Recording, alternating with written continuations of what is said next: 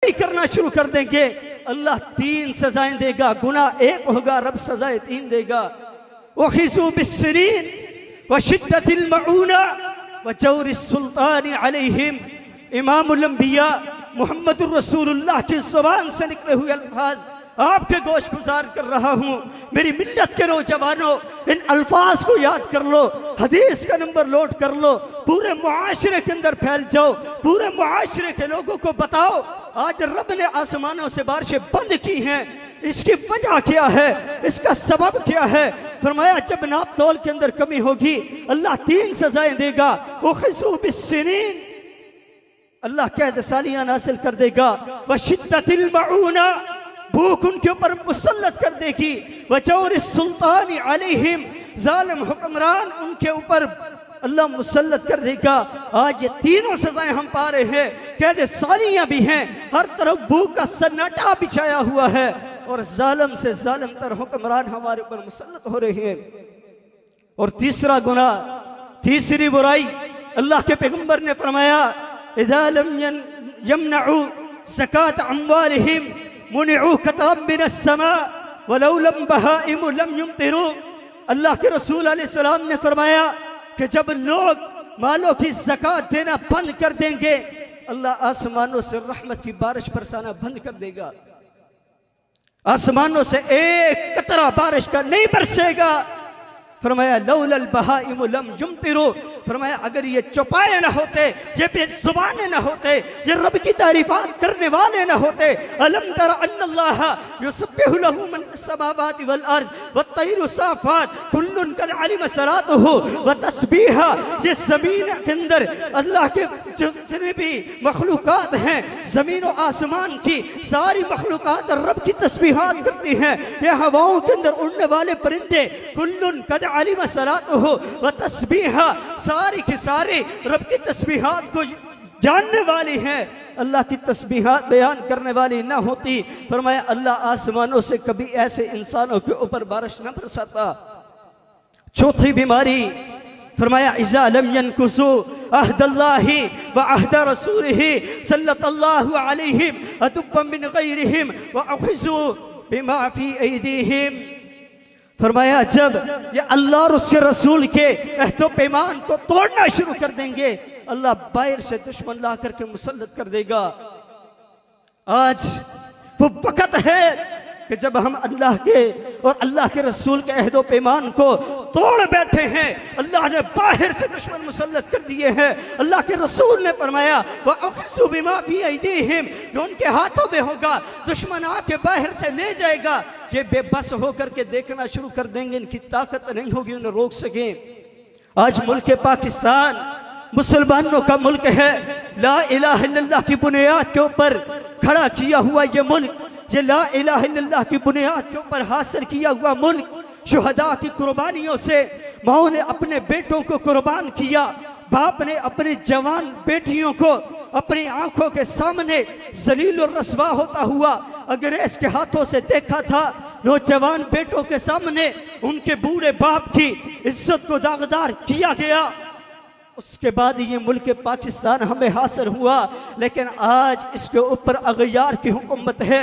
मुल्क पाकिस्तान नाम का मुसलमानों के है, लेकिन कानून इसका अमेरिका में बनता है, कानून इसका कुफार बनाते हैं। एटमी ताकत है हमारे पास, फ़लस्तीन के मुसलमान को हम छुड़ा न सके, कश्मीर का मसला हमसे हल न हुआ, बर्मा और चिचनिया का मजलूम तड़पता रहा, पुकारता रहा, रब्बना अल्लाह रब से ये दुआएं करता रहा, इजअल लना मिन लदुनका वलिया वजअल लना मिन लदुनका नसीरा।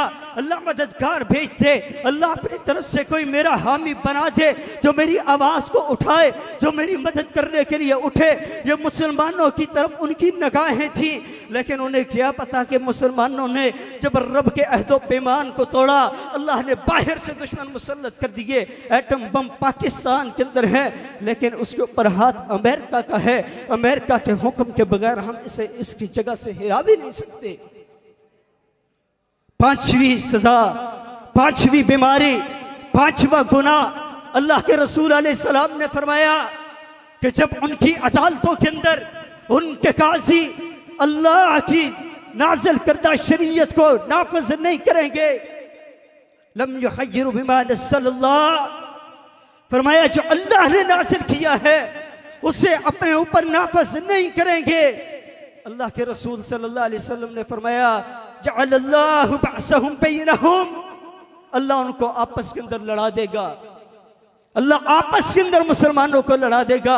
आज ये बीमारी हमारे मुआशरे में आम है। रिश्वत से रब के कुरान ने मना किया था, हमारी अदालतों में आम है।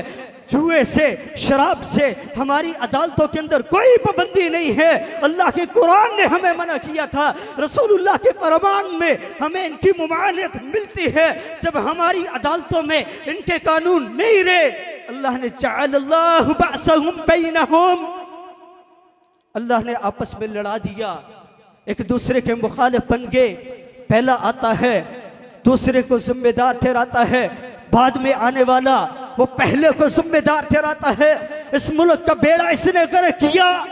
और नहीं मेरे मोहतरम भाइयों, अल्लाह के रसूल की जुबान से निकले हुए अल्फाज आज से 1450 साल कबल फरमाया हम सुन इज़्ज़त तुम बिहिन्ना, 5 गुना तुम करोगे, रब आसमानों से सजाएं नाज़िल करेगा। अपने किरदार पे हमने गौर नहीं किया, अपने किरदार पे पर्दा डाल करके हम दूसरों को गुनहगार और मुल्ज़म ठहराते रहे।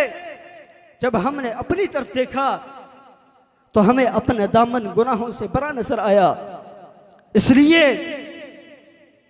अल्लाह के कुरान की इस आयत को सहरल फसादु फिल बर्रि वल बहर बिमा कसबत ऐदिन नास, जमीन के अंदर खुशकी और तरी में जितना फसाद बर्पा हुआ है, ये इंसान तेरे हाथों के करतूत हैं, तेरे गुनाहों की वजह से है।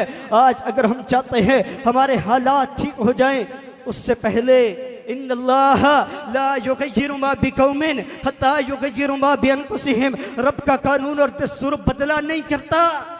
अल्लाह उस कौम की हालत को तब्दील नहीं करता जिस कौम को अपनी हालत तब्दील करने की फिक्र ना हो।